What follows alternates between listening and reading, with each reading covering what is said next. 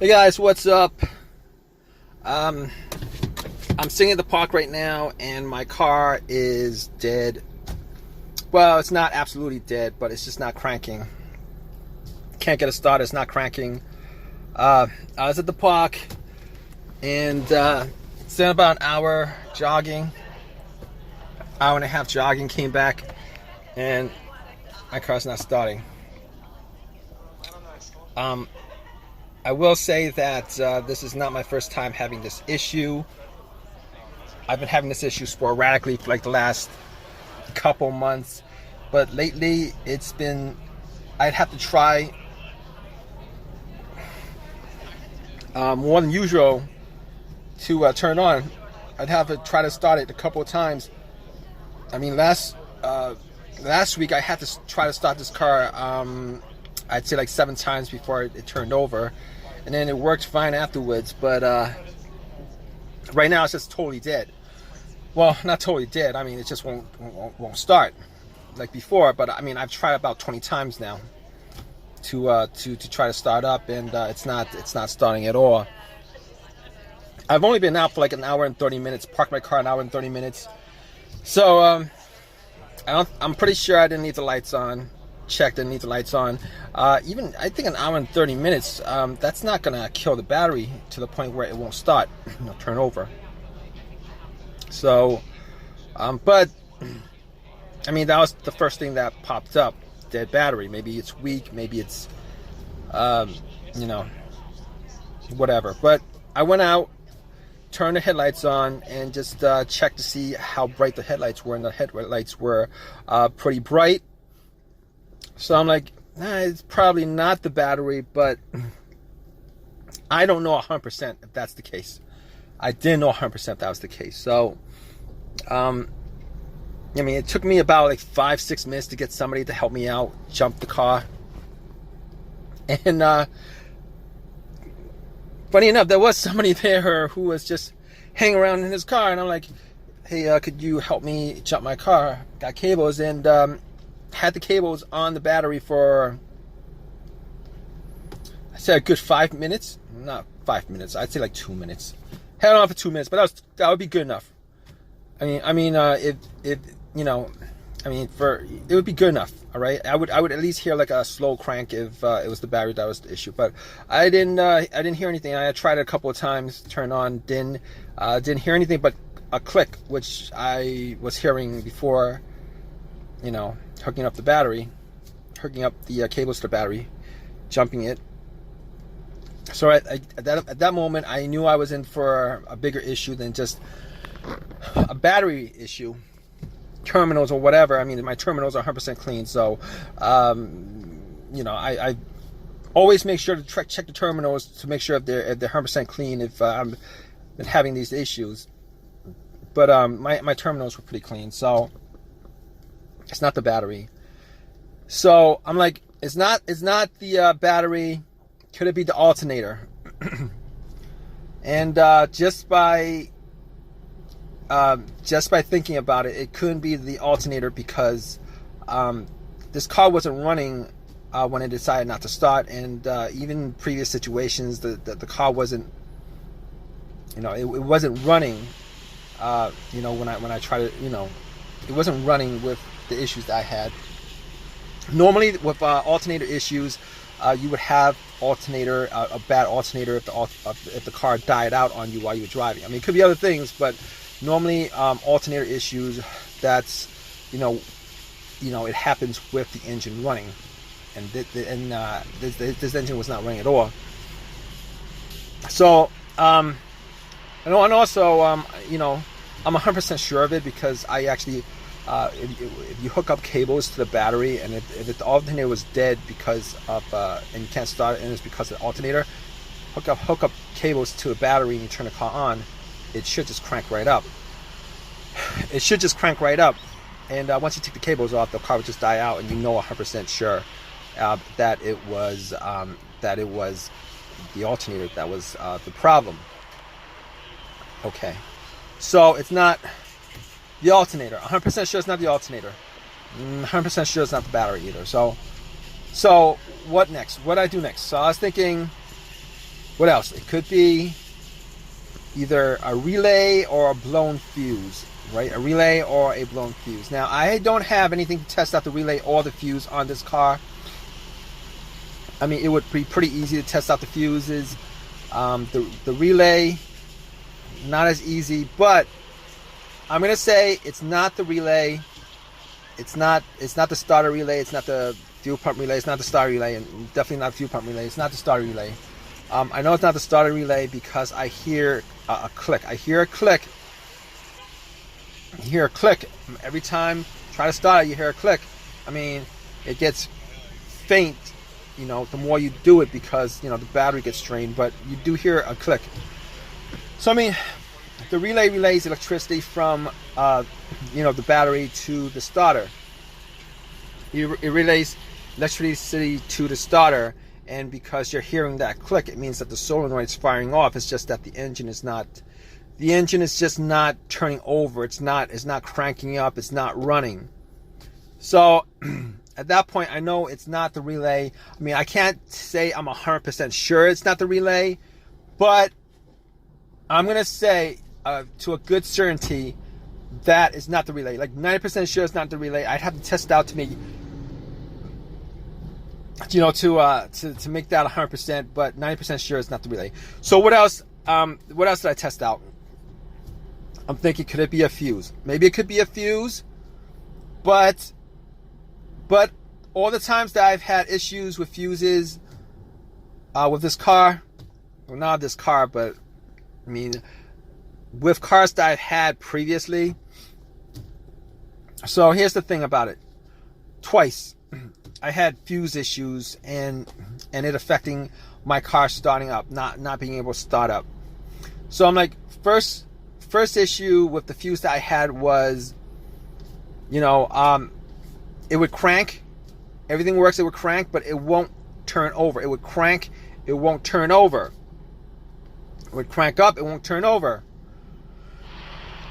But that's not the issue here, because this car won't crank at all. It's not cranking at all. So that's not part of that fuse. That's not that particular fuse problem that I had before. Okay, rule that out. The second fuse no start issue that I had was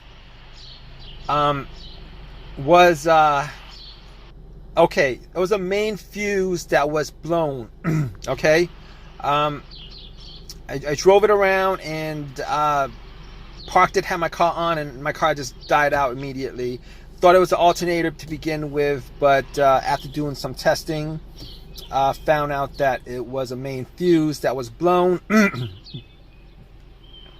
And had that, and I, you know, and that was the case because everything just, you know, nothing worked in the car. Like as if the cables were taken off the battery, nothing worked in the car. So that was a situation where the main fuse that was blown on the car. But that's not the issue here. That's not the issue here because, you know, I get lights on the dash, low motor works, everything works on the car. So not a problem here. Now, obviously, the last thing, well, not exactly the last thing, but the last obvious thing that could cause this is the starter. It's probably the first obvious thing. Well, not the first. Battery would be the first. Well, okay. Not the first obvious thing, but it's an obvious thing. The starter. Now, I didn't think it would be the starter that would be the issue. And I'm doing this video while I'm waiting for the AAA to tow my car. And I called them up about 30 minutes ago. I'm still waiting for them, but might as well do a video on this since I'm in this situation. The starter. I didn't think it was going to be the starter because I had the starter swapped out about a year and a half ago. Had the starter swapped out a year and a half ago. Bought a rebuilt starter from AutoZone for like $150, $175, somewhere around there. And the core charge was like $30. I think that was it. Anyway, you know, I was thinking that I would get a lot more usage out of the starter than what I have so far. If it is the starter, I'm not quite sure. I'm not 100%. I'm like 90%, 99% sure. Well, not 99%. Say like maybe like 80% sure that it is the starter that's the problem. So here's the situation. All right. What the starter? It's a rebuilt starter, not a brand new starter. I've had situations before where I bought rebuilt starters, rebuilt alternators, rebuilt stuff. If you guys don't know anything about rebuilt stuff, most of the times, all the times probably when they fix the rebuilt starter, is they change up just that part of the starter or whatever it is, alternator, that's broken. They don't actually rebuild the whole entire. They don't actually rebuild the whole entire thing. So you could have, one component that's brand new on there, and then the rest of it has like 150,000 miles on it. The truth, the absolute truth. But even still, I didn't think that, I still don't know if it's a starter or not. I mean, it's hard for me to believe. I've only put on maybe like 15,000 miles, a year and a half, maybe a year and a half, 15,000 miles. And, right now I'm sitting in my car and I'm not going anywhere. And I'm thinking it's a starter. Now, I could do a couple of tests on it. I could try to like bump the starter, just bump it. If I have a long crowbar or something like that, bump it and then try to start it, see if I could get like one more start out of it. And if it does start up, it's definitely the starter. But I don't have that at the moment, and I'm not gonna go out and do that. I've done that before, but I don't want to do it in this situation. The other thing is, I could probably put a wire to the solenoid, to one of the solenoid terminals, and see if the starter cranks up or not. But I'm waiting for AAA. I'm gonna wait for AAA, see how that works out. Kind of sucks. And if it turns out to be the starter, this won't be the first time that I've had a rebuilt starter and having it go out on me prematurely, within 2 years. I've had an alternator that went out on me within 6 months. Rebuilt. I'm a big fan of OEM parts. Probably should have just bought a used starter from eBay OEM and pop it in. I would probably be on the road right now instead of making this video. But I'll let you guys know. AAA is gonna be here to tow my car. I'll let you guys know what happened to my car. Hey guys, so my car is now working fine, and you guys guessed it. If you guys guessed like me that it was the starter, and it was the starter, it was still under warranty. Brought it to AutoZone, and man, I did a little complaining, to them about the starter only lasted that long. They said it's under warranty. You get a brand new, not a brand new one. You get another rebuilt starter, but it's free of charge. I'm like, no, that's not the point. The point is, I gotta spend time out of my day. I gotta spend time out of my day to put it in, take it out, put it in. Or if I was gonna pay for it, I would have to spend money out of my pocket to do it. Pain in the butt. Turned out to be the starter.